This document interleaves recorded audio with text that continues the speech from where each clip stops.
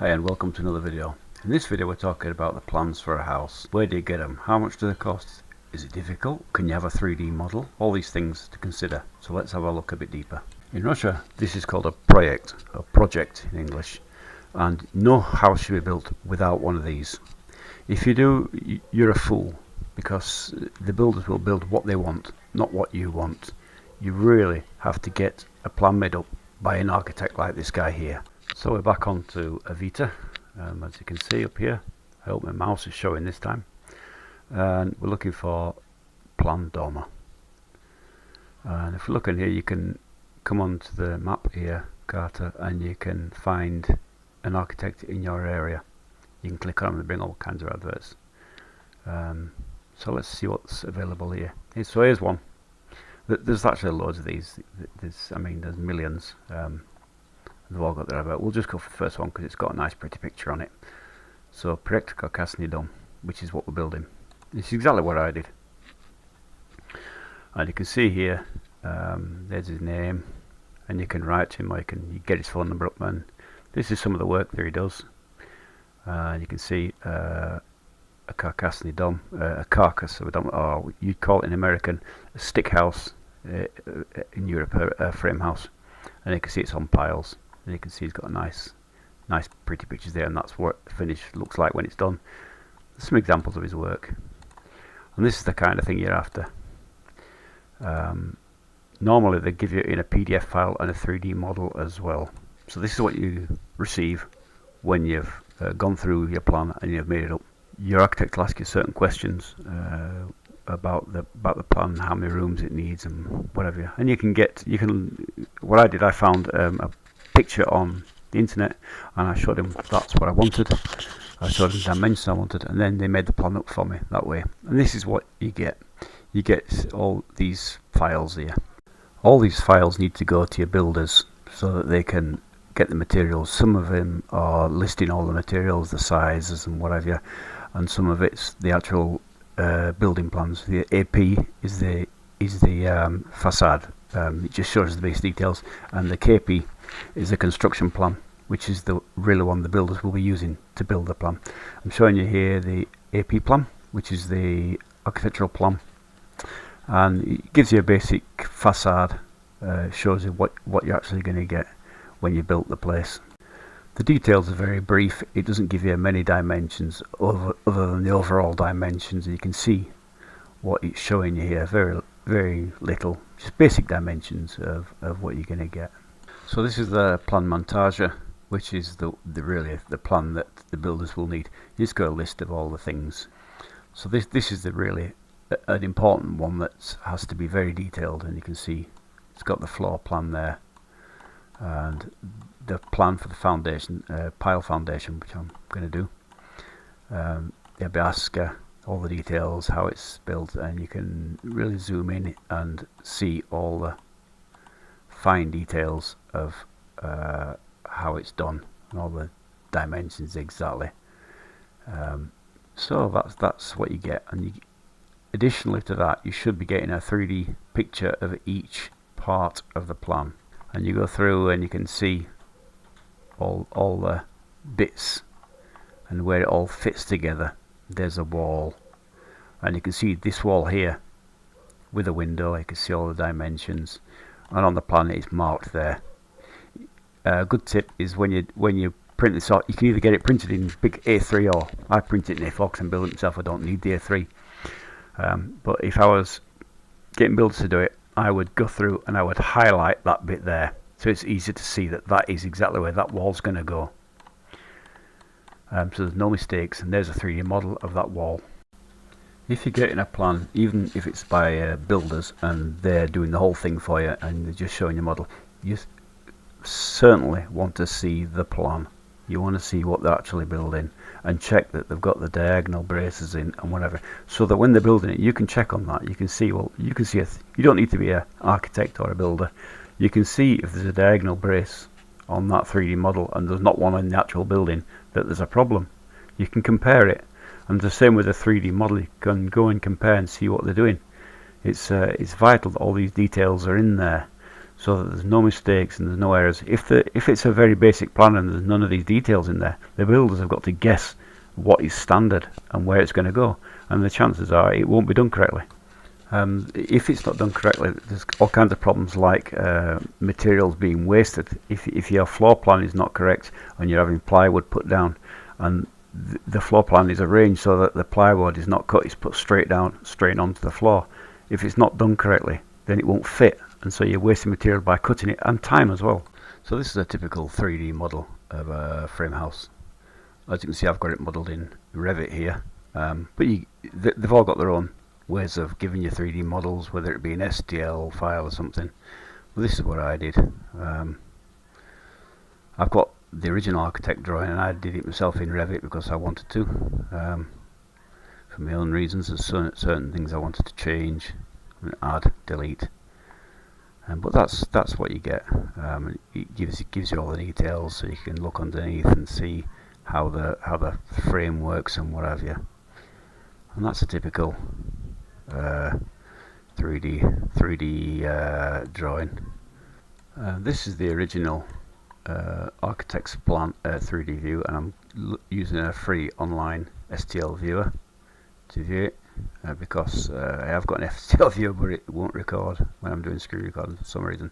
But this is his version of it, and you can see, you can zoom in right in and see exactly what you're going to get. If you look, if you were building this place yourself and you wanted to, you could come in and see exactly where the diagonal braces go in, so you can come in, see this wall, a bit difficult to control.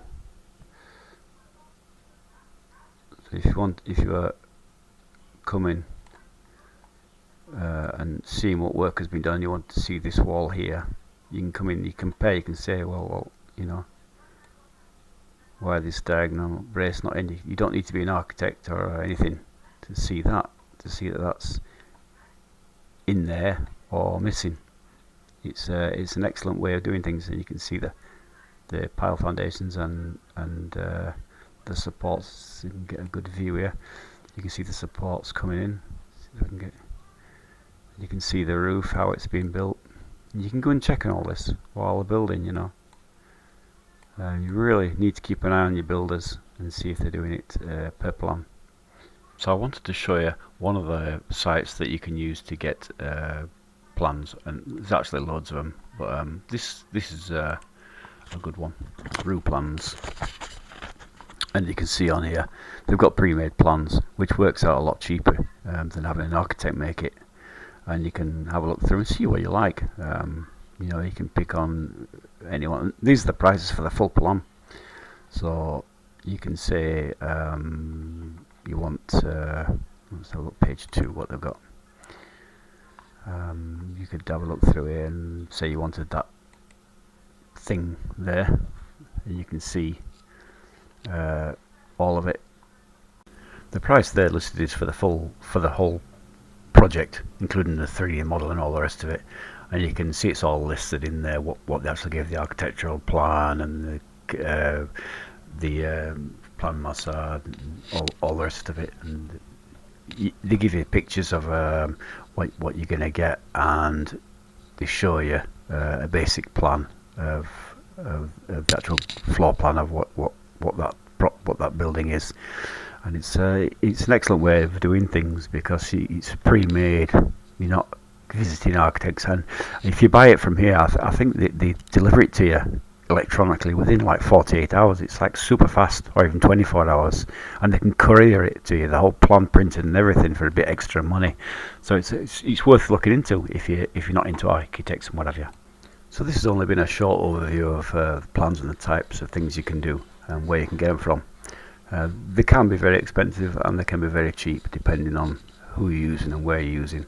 So if you enjoyed this video, if you found it useful, give us a thumbs up and like, and see us on our Telegram chat, which is Russia Expat Info. Hi and welcome to another video. In this video we're going to talk about water and how important and how you go about it in your land. So the first one is kolodets, or a water well. This is a really common feature of Russian houses, and it's probably one of the cheapest methods you could do to get water into your property. Unlike the well that I'm showing here with a traditional bucket on, that's not quite the way it works. What usually happens is there is a pump in the house, and that pumps water from the well through a filter into your house. And there's 1,000 different ways of doing that. We'll come on to that when I actually build the house and start putting them systems in. The next thing we're talking about is a skvadna, and this is a bore well, I suppose you'd call it in English. And a man comes along with a big truck and a apparatus, and they drill into the ground. It costs about 5,000 rubles per meter, depending on your region, area. Some places a bit cheaper, some places more expensive. And the depth of that well, again, is dependent on region, area. There's a whole list of factors that I'm beyond that I can explain here in a video. That's a good way of doing it. They put a pump at the bottom of the well. There's nuances with that, and the fact that it has to be maintained, cleaned, etc. And you would get advice from the people who put in the well. But basically, it's a pump at the bottom of a big hole, pumps water straight into your house through a filter. The last one is central water, so piped straight in from the government straight into your house. That you need to check on when you're buying the land, is to see if it's got water available, how much it costs, etc. It can be very, very expensive, it can be very cheap. Sometimes available, sometimes it's not. On a new settlement, not. They'll either write on the advert Kolodits or Centralny Vady or skvadna. They'll write on what's available in there. Well, anything's available apart from central water. You know, it's your choice whether you use a water well, a traditional water well, or a bore well. Some things I'd like to say about advantages, disadvantages of bore wells and Kolodits traditional well. Traditional well is very simple to put in. It's usually about 6 concrete rings they put into the ground, and then there's a pump in the house. The good thing about this, it's cheap and it's fast. They can do it in a day, and the pump's in the house. The bad things are there is a pump in your house every time you turn on the tap. The pump's blaring away. It's noisy. So if you've got somebody who goes for a pee and like flushes the toilet, and the water pump starts pumping, and it wakes everybody up. So kind of discipline in the house with that. Of course, the other way to do it is to put a pump directly into the well. That's the other way of doing it. There's lots of ways of doing it. Skvadna, the water bore is a good system because the water is clean. It's coming straight up. So it's a much cleaner way, and there's a more volume of water you can get. It never runs out. Whereas a well, you could run out in summer, or the ground's frozen in winter and you don't get water in winter. So with a water well, you're always looking at the water. You can't just open a tap and forget about it. You can't water the garden from it, things like that. You must be careful what's tipped onto the ground near the well. If you bought a plot of land next to some kind of industrial area, what are they pouring into the ground there? Is it going to affect your well? Things like that. Location of the well, is it right next door to the fence to your neighbours? What are they doing on the ground there? There's all kinds of things like that. All kinds of things affect it. It can vary from one place to another. From my house, for example, we run a water well, and the water is clean all the time. Very rarely run out. Across the road, which is only about from the well to their well, is about maybe 100 meters, and their well is full of a yellow stuff that stinks, some kind of metal. How it got there, whether there's a deposit there or what, we don't know, but it made it unusable. They've planned to build a new well, so you never know with these things what's going to happen. But that's a short overview of the different systems. Central water is obviously top notch because you're not messing around with anything. You've got full pressure and what have you. Hi and welcome to another video. In this video we're talking about heating in the house, some of the methods that you can use. As you can see in this nice picture of this romantic couple in front of a nice fireplace, in reality it could be quite different. So we'll talk about some of the methods that can be used. So this is the typical solid fuel heating system. It consists of a boiler indirectly feeding a hot water system and radiators. This is a typical wood boiler with a back burner. And there's this type as well that usually sit in a cellar or an outbuilding. They look very nice when they're new. They actually end up looking more like this, dust and soot everywhere, horrible things. And of course we also have to think about the fuel for it, which is firewood, normally in wood burners.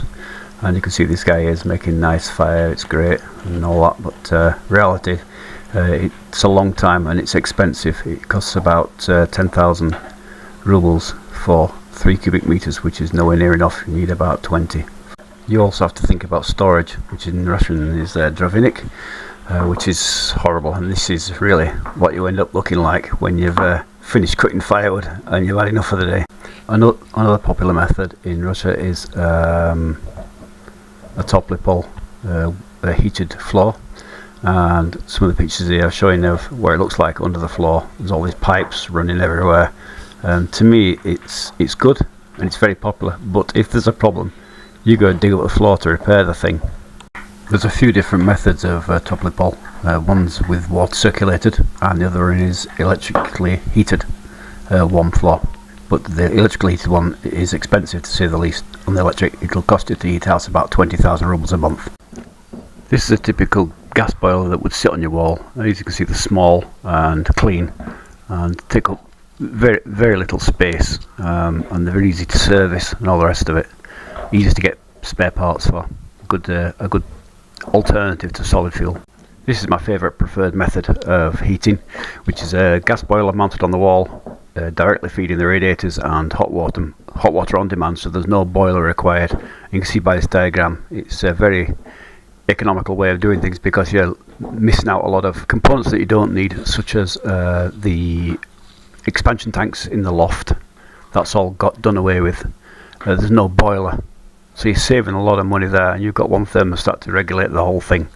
It's a very good system. I like it, and it's the one that I'll be putting into the new build, and we'll do detailed videos on that when it's being put in system. So hopefully that'll give you some ideas of what's available out there. It's also vital that when you're choosing your plot of land that you consider these things about electric. If you're going to go for electrically heated floor, have you got 15 kilowatts? Because if you haven't, that kind of thing won't work. So hopefully we can put this woman back into a woodshed and she can stay there with a dirty, horrible wood burner. If you enjoyed this video, give us a like and subscribe. Hi and welcome to another video. This video we're talking about septics. As you can see from this old shack, that's what they used to be like, outside toilets, and now in modern Russia we have inside toilets, as opposed to what some people may think. So how does it work? We need, most houses need a septic tank, and they work something like this new picture coming up here, where there's a toilet in the house, the pipes going to an underground storage tank called a septic, and that is put in. There's lots of different varieties. Here's one with a funny shape, and there's another variant there. There's so many variants, it's unbelievable. They work on a pump that aerates the content. A company puts them in a day. There's no problem with that, and they work basically the same way, aerated with some bacteria added in. This next one is more the traditional style of septic tank, which is concrete rings. They put into the ground, and the pipes run from the toilet into the rings. You add in bacteria into that. There's a big advantage in these in that they do not require any maintenance. There's no pump that can fail, and also there is no need to empty them. There's nothing like that required. With the newer type of septic tanks, the plastic ones, at some point you've got to get them emptied, and this requires a pump truck to come along. It needs careful planning, because if you're out in the middle of the country somewhere and they're not available, then you've got a problem. You don't want overflowing septics and whatever, but that's what you're going to get. And you also have to plan where you're going to put it, the access to the thing where the lorry can get to it. The basic concept of the septic tank is that there's a main tank where your toilet goes into, and then where is the bacteria is added. You just throw it into the toilet, and then that overflows into the second one, dilutes it, and then into a third one, or into a soak away. There's some pictures coming up now where you can see how the septics overflow into a crushed stone bed, so there's no smell coming up from the ground or anything like that. And of course there'll be bacteria in there that's overflowed from the septic as well. You can see there's a modern one type of thing. The only disadvantage I can see in concrete rings is the fact that they use more space in the ground. But I suppose if mine's outside, we've got flowers beds built around it, so you can't see the thing, and that's all there is to it. Quite a simple and effective way of doing it. But ultimately, it's your choice what you choose, whether you go for the new modern electric ones or the old-fashioned concrete rings. Personally, I prefer the concrete rings because there's no maintenance and nothing that really can go wrong apart from overflowing. But that's never. I've had septic in now for 10 years now, and it's never overflowed or anything. There is something to consider when you're putting in septic tanks. Is if it's a new build and you're not using the house yet. If you put it in and it's winter time, that hole that you've put a nice big airbag in may fill with water, and the septic may come up out of the ground. So you have to plan this accordingly, or fill it with water to stop that happening. It's something to consider. If you found this video useful, then please like and subscribe, and see us on our Telegram channel. Hi, and welcome to another video. In this video we're talking about the boundaries of the uchastic, the ground that you bought, how we get them, and what's vital about them. It's vital that you have this done so that there's no land disputes later with the boundaries, especially when you come to register your property. It must be 3 meters from the boundary. If you don't know where that boundary is, you've got a bit of a problem. So all you need to do really is get onto Avita and get hold of a geodesist. This is a surveyor, as you can see in these pictures, and these come out and they put in markers around the boundary. They use these things, this GPS thing that measures it, and then they put markers in where your boundaries are. I used metal tubing, so it's a bit more permanent, so that anything happens, I've always got that permanently there. When you buy your property, your land, or chastic, then you'll get some documents, and one of the documents will look something like this. And as you can see, it gives the coordinates of the land, of where it is, and that information is put into that GPS thing that they've got, and then they go and put those coordinates onto your ground. It costs about 1,000 rubles per kolishki, per marker, and usually put 4 in. So the next bit I want to talk about is the clearing of the land. If you've got an uchastic that's overgrown and whatever, really, before you do anything, you get it cleared off. You could do it yourself, I suppose, but the quickest way is to get an excavator. In this picture, it's on my land, and it's a Belarus tractor, and they cost around about 20,000 rubles per day, and they'll clear everything off. As you can see, we had a trench, an old war trench running across our land, and that's being filled in. We had a lot of trees and shrubs growing on our land, and that were way overgrown, and we cut them back. It took me about 10 days to cut all the lot back and then burn it all. You need to really check with your locals or whatever, with the administration locally, and see if you can actually do that. Some places it's forbidden, especially in towns where you can't burn rubbish, and you can't do that. So it's vital that you see what other people are doing. You can see the land has been cleared there, and in some of the pictures you can see we've put a string across from the markers, so we can get a clear boundary of where we're doing and what we're going to be building there. So as you can see, the land is now completely cleared and all ready for our project. While we had the tractor there, we got him to dig some trenches, drainage ditches around the edges of the uchastic, which is quite normal in Russia. You find these drainage ditches around the plots of land.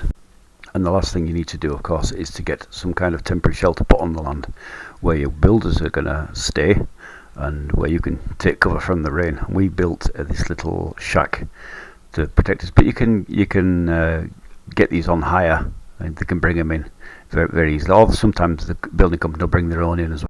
Well, that's the end of this video. I hope you enjoyed it. I hope it was useful for you. And if you did, you can join us on our Telegram channel, Rush Expert Info, and you can ask questions there, chat to us there, or you can leave comments in the comment section here on YouTube. In this video, I'm talking about how you actually plan the position of your house on the land that you've bought, and some considerations and tools that you can use to figure that out without using expensive designers and whatnot. So as you can see, I've got a picture of some of the laws. This is only a rough guide, and you should be checked because things can be different when you actually get to your build. The main consideration on that picture is that your property should be at least 3 meters from your neighbour's fence.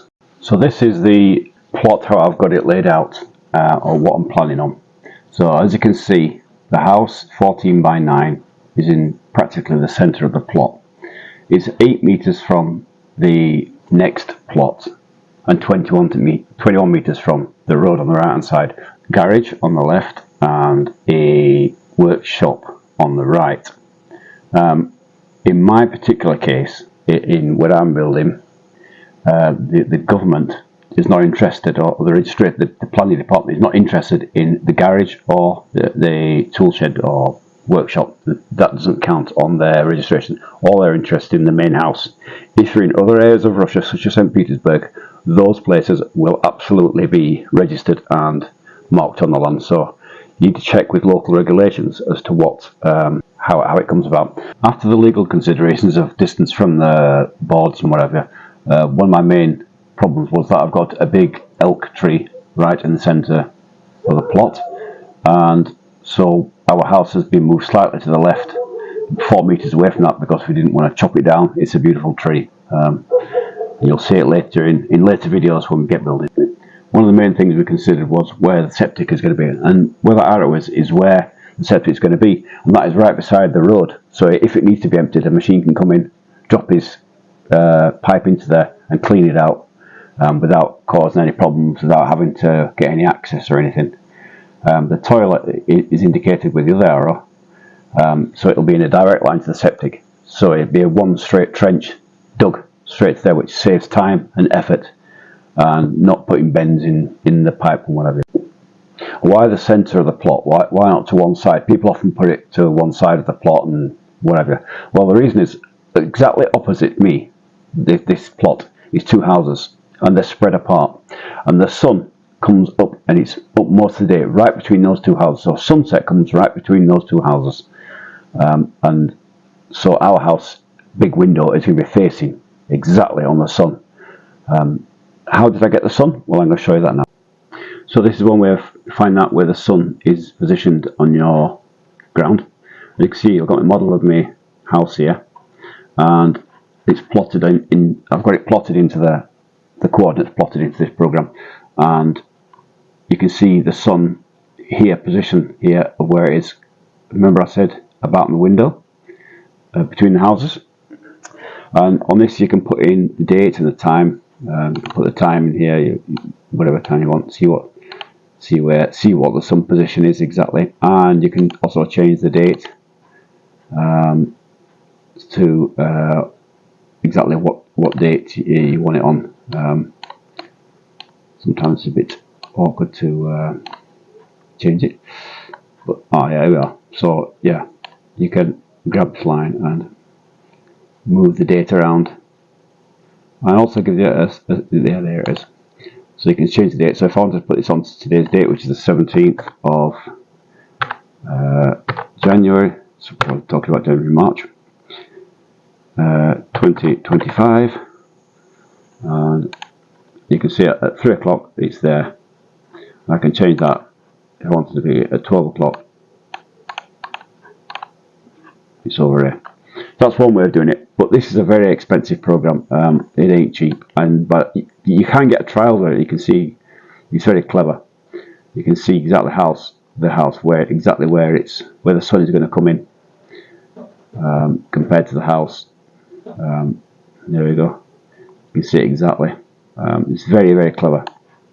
There is a trial version of this program, Revit, AutoCAD Revit, but I think by the time you learn to use it, the trial would have run out. But maybe you can get somebody who's already got it to plot your house for you. You don't have to have the whole thing modelled, but you can plot it on and see exactly where the sun is, and it can be a big consideration of where you actually put your house.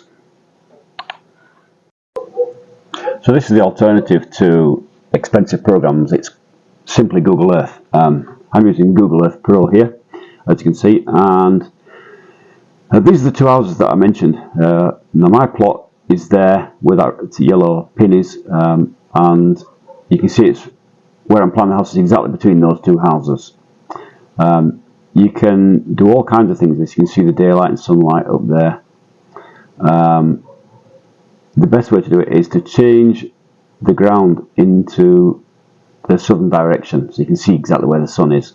And then you have to fiddle. It's a bit fiddly. You have to get in and mess around with it a bit. But you can change the perspective or whatever. Get it a bit closer. You can change it around, and so eventually you can see the sun. So gearing it a bit. You can see the sun there. You can see the light and daylight at the time, but we can't actually see the sun yet. So we need to get this program a bit closer, and then scroll up a bit, change perspective, up a bit more, until we can see the sun. That's coming up now in a second. Keep fiddling with it. Keep it looking south. My plot looks exactly south, so obviously the sun is in the stars there. I'm not really interested in the star position unless you're an astronomer or something. So I get a bit closer, and then eventually, after messing around, you can see the sun. And then you can see the timeline of the sun, exactly where it is in the sky compared to the house, and that set it exactly due south, which is where my house. You could set, if your house is facing west, you could set it due west and see exactly where the sun is. It depends on your plot, and you see exactly where sun rises and falls within your plot. It's a very good tool. You can put the date and time in as well, and we've got historical data there. You can put all that in. It's just a good free tool, and I recommend if you're looking at a plot, if you may decide I want a south-facing property, and then so you can go on something like this, find it exactly where it is, and then you can. There's the two houses again, and you can find out exactly where the sun comes up and the sun goes down. It's a damn good free tool, and I will recommend it to have a look, because you may be, in our case, the house will be facing exactly south, and which means the sun will hit the front window all the time. Now, consideration in Russia and St. Petersburg anyway, or this is Novgorod, you get white nights, which can stay sun in the sky up till midnight. Now, I don't want that in my bedroom window, so our house is facing forward, but my bedroom is at the back of the house, facing in where the shade is, exactly opposite to the sun, which is perfect for white nights. The sun won't affect my sleep pattern. So you can see these are all things you can consider when you before you actually build, before you do all that. Look at the land, look at this, do your research. It's a good thing to do. Okay, so that's the end of this bit. So back to this original design plan. Why is it? How did I come about this exactly? Well, one of the considerations is the fact of the tree on the right-hand side, if you're looking at it in this direction. The other consideration is the law in relation to how close it can be to the boundaries. Another consideration is where the septic is going to be, which is over here, which is at the front there. So that's why it's that way. I wanted to be between the two houses that are opposite, so that in the winter time, when the sun is very low on the horizon, we'll still get it fully in the window. It won't be blocked by anything. A very big consideration for me is that sun, and also we've got a small deck. You call it terrace deck, and that will be in the sun all from morning till night time. So you can get up in the morning, have coffee on the terrace in the morning in the sun, and in the evening time you can sit there and watch the sun go down. So this is something to consider when you're building your house. Hello, welcome to another video.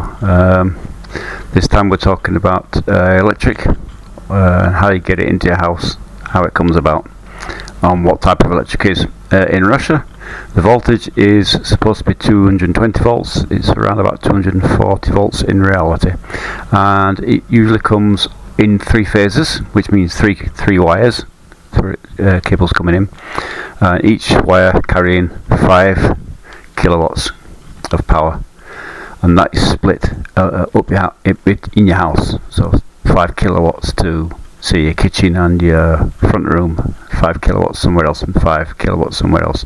That's how it's done. I know it's unusual to have 3 phases straight into a house. It's not what's done in Europe. So this is I wanted to show you what you're looking for when you're buying a plot of land. So this one here, as you can see, it's a nice new basalt. They've got nice photos of it, all grand. If you look down on the description of it, you can see here electricity is for 15 kilowatt na każdy участок, which means that, and I'll translate it for you, it means there's electricity at each site. Each plot has 15 kilowatts, which is 3 phase. Now remember, each phase 5 kilowatts, so 3 phase 15 kilowatts, which is what you're after. But as you can see on this one here, go away, there is no what do you call the things for holding the cables up, stalbic, I don't know what you call it in English, I forgot. Posts, electric cable posts. There's none on this picture. Now, how old that picture is, we don't know. You'd have to go there and find out. But a word of warning: if you're buying into a new settlement like this, and there is no electric pylons there,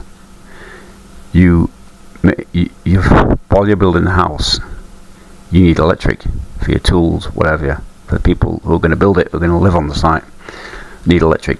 You can see this is a good picture actually. You can see this house has been built, and you can see there's a little shack there. This is called Butovka, and you see another one here. This site's obviously ready for being built on, but they've got a little Butovka. That's where the people usually, the builders usually stay. And there's another one over there, looking at the picture. They stay, and in fact there's a foundation on that one. Usually stay there and live on the site until it's completed. Now, if there's no electric, you've got to find a way of getting electric to it, and that means a generator. A generator uses around about 1 litre an hour or more, so you're looking at 20 litres a day, or 24 litres a day of petrol, and that's got to be supplied every day. Current price is about 1,200 rubles or thereabouts for 20 litres. So you're looking at a week of over, well, close to 10,000 rubles, aren't you? So it's something to bear in mind very closely if you're buying on a site where there isn't established electric, especially in winter. If you're in winter and your workmen are living in a little shed like that, they're going to want the heating on all the time, 24 hours. And so your generator is going to be running 24 hours. Generators that run that long don't last long. You'd be lucky to get sort of 2 or 3 months out of them, then they die. So it's something to really consider if you're buying a plot like that, if there is already pylons on the site. And from a picture that may be old is no good. You've got to get to the site and have a look. Just because they promise electric, it's going to be done in a month, 2 months, a year, don't believe it. You need to see pylons there, because a month can turn into a year very easily. That's one site anyway. On to another one. This one here, you can see pictures of nice fields and blah blah blah. You can see the pylons there. running down the road there, and you can see it's 3-phase. I can see it already, thick cable running. So yeah, why do they put pictures of fields in these adverts? I don't know. But if you go through the thing again here, we've got another thing here where it says here 15 kilowatts. So let's translate that for you. The plots are participated intra-settler roads with the electric power for each section is released 15 kilowatts. The water supply, drinking water, blah blah blah. Okay, so but we're interested in today is the kilowatts. That's it. It's it. 15 kilowatt 3-phase, which is what you're looking for. So when you're looking at these adverts, that's what you're looking for. Oh, they've even got gas, electric. Just because it says electric like that doesn't mean it's 3-phase. And you can see this one here. There's another one, an older plot. It's not on a settlement, but on its own. It's a nice place here, out in the country, and you can see there. And it says it's got. I've already read this, obviously. You can see it's got electric there, but it doesn't say what it is. You'd have to find out what it is. But I would suggest, looking at that picture, that is only single phase electric. If it's single phase, that means it's the maximum. The maximum theoretically is 5 kilowatts of power. Reality is it's probably close to between 1.5 to 3 kilowatts of power. Now you might think, oh well, what's the difference? Well, the difference is that if you've got a kettle that runs at 2 kilowatts and you've got a washing machine that runs at 3 kilowatts, guess what? Your electricity will be tripping out every 2 minutes. Or your wires will get hot and burn your house down, one or the other. So it's very important. Normally they produce these single phase wires that only produce 3 kilowatts are in settlements where there is small dacha type buildings where they're only used in the summer, where they don't need a lot of heating. So if you buy into a place like that and you're going to live there full time, you need the 15 kilowatts to support yourself. Otherwise you're going to be looking at other means of heating your home. It's very, very important. Okay, so if you enjoyed this video, remember to give us a thumbs up. Hi, welcome to another video. In this video we're looking at foundations, and as you can see, these guys are pouring a big strong concrete foundation. These are great. This is the best type of foundation ever, but they're so expensive. An ordinary foundation will cost you over 1 million rubles to get it done, just for the foundation. Let's see, this is how they do it. They put a shutter in around, after they put some hardcore in, and then they pour a pad on top of that. That's called a plita in Russian, and there's lots of different variations of that. You can see there's one under the ground here. The variations are countless. The next foundation we're looking at is what they call bintavoy svai. This is screw piles. They come with a big machine and they literally screw them into the ground, or 2 guys on a pole, and they literally twist it into the ground. As you can see, they're not the best. They're unstable at the best of times, and they have a tendency to sink and move around. So to get around that, they support them with a big metal support, and that's called a shvilla. It's very expensive way of doing it. I don't recommend these things one bit. And here's one last example of the same type of thing. Foundation with a big load of supports and a shvilla all around the top of it to support it. This is a house I spotted while I was out and about, and there you can see it's got a big this bintavoy svai foundation right under it. So the last foundation we're going to talk about is Железный beton, or Железный beton svai, which is concrete piles. As you can see by the picture here, 3 meters, 4 meters, whatever size you want, and the house sits on top of these, and I put these in about a day. These are literally bashed into the ground with this big machine with a big hammer on it. As you can see, it's quite fast and it's economic. These cost about 5,000 rubles per pile, per svai, and it's done very fast, and there's no restrictions on the weather. You can do it in winter or summertime. So this is the plan of the house that I'm building. This is the foundation plan, and it's called a svai polya, as you can see. This must be part of your project. You cannot guess these. They have to be worked out by stress levels and weight to ratio on the pile, so it's done at architectural level only. that's the end of this video. I hope you enjoyed it. If there's something you found useful or interesting, please give us a like and subscribe. Hello, welcome to another video. In this video we're talking about the actual makeup of the frame house, how it goes together, what elements there are, and in what order they go. And we're starting off, of course, with the foundation, which is the svai, the piles, or svai in Russian. As you can see here, this is the model of what they will look like. And if you remember the plan, I'll bring that up now. You can see that they are the same plan. So once you got the piles in, you would also have, I'll zoom in a little bit, I haven't modelled it, but on here you would have a cap on the top, and that's called a plastina or golovka, whichever you prefer in Russian. And it's a metal plate that sits on the top and it's bolted onto the top of the pile. That's where your next stage comes in. So this would be the next stage, and it's called the obyaska, or support structure, under the building. What it normally consists of is, in my case, I'm using what they call a doski packet, which means that it's a pile of boards that are nailed together. And if I zoom in here, you see they're put in a very specific way. We'll go through that when I actually build it, but they're put in a very specific way, and that is what they call the obyaska. That's it modelled there. Also, one thing I forgot to mention was that on top of each pile, as well as the golovka or the plastina, or cap if you like, there would also be a piece of roofing felt on the top to stop moisture going up into the timber. That in Russian is called ruberoid, and it's roofing felt basically. A thin piece of roofing felt, square cut, and it prevents moisture coming up into the building. So that's the obyaska, the support. Again, this is all worked out on the plan, and it's all very carefully done. As you can see, if I put it onto this direction, you can see how it works out, that this obyaska follows the piles in the order that they're put in, and so it's very important this is done correctly. Very important that the piles are in the correct place.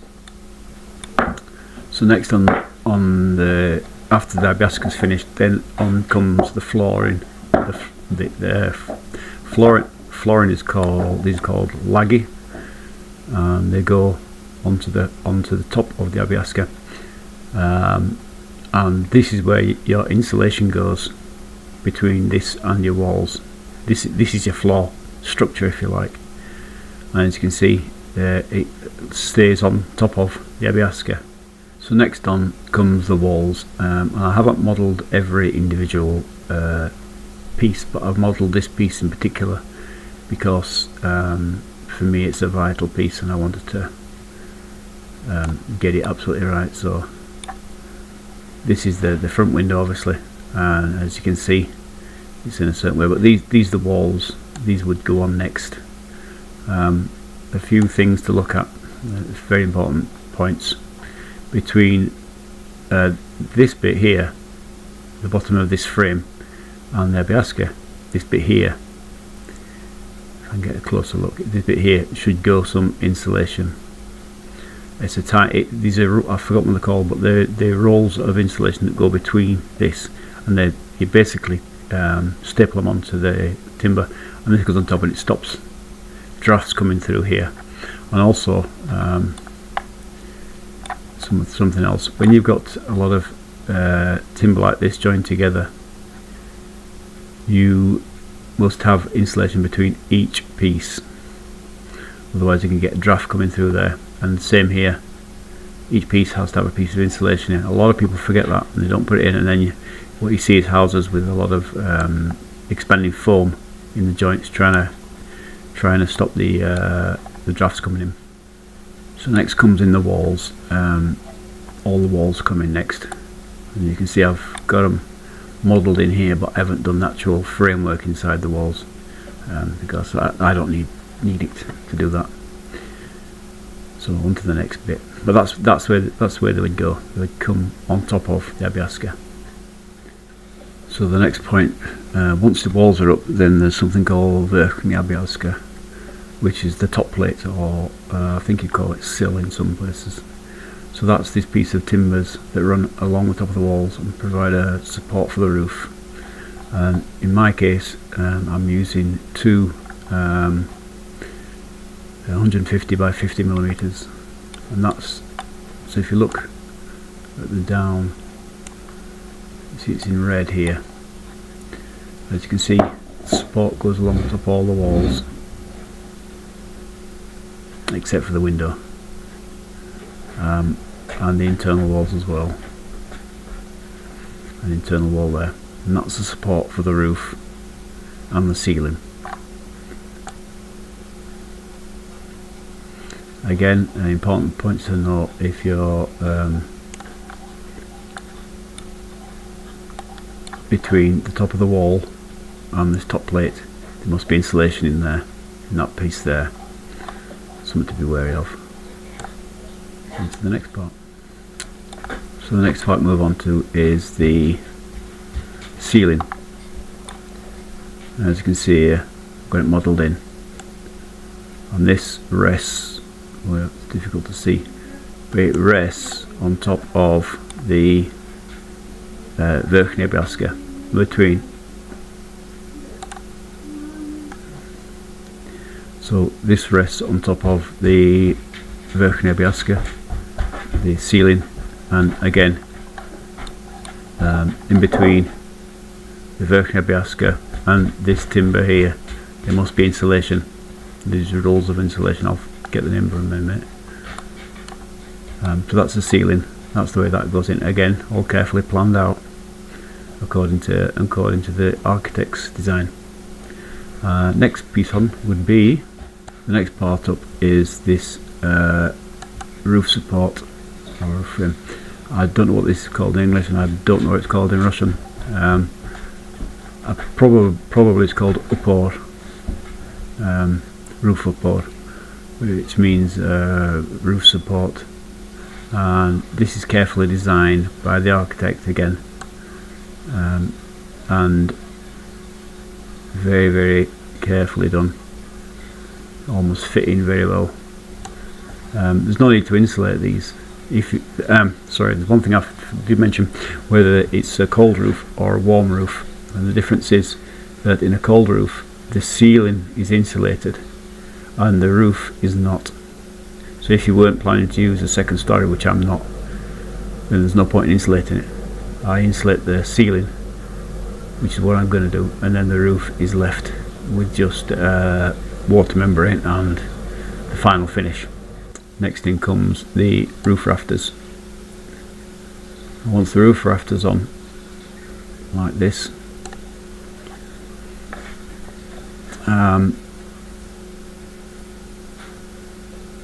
again very carefully calculated, and then after the roof rafter comes on, then we have something called dimovka, which I haven't modelled, but basically pieces of timber that go across here. They're 15 by 20 millimeters by 100 millimeters planks, and they go across here, and they support the final roof phase, which would be metal, or there's 1,000 different roof finishes you can get. So once the roof's on and it's all closed up, then you would finish the outside walls, which would be in my case imitation Bruce, imitat Bruce is coming on. Once that's on, then we can look at the inside a little bit. Now the inside here is an important part. So the next part, once the roof's on, we're looking at the inside, and this is where after the floor's been put in, it's insulated, then you put a layer of water membrane. I'm skipping through this quite quickly. On top of that goes these planks of wood, and this is called dimovka, and these would support the final layer of your floor, that being plywood or whatever you're using. The way it goes: piles, then the support, then the floor, the walls, the top plate, or sill. Then the support for the roof. Then the roof. Once the roof's on, then you can look at the inside. This bit here, this support, then the final layer on. And that's the basic layout of a frame house.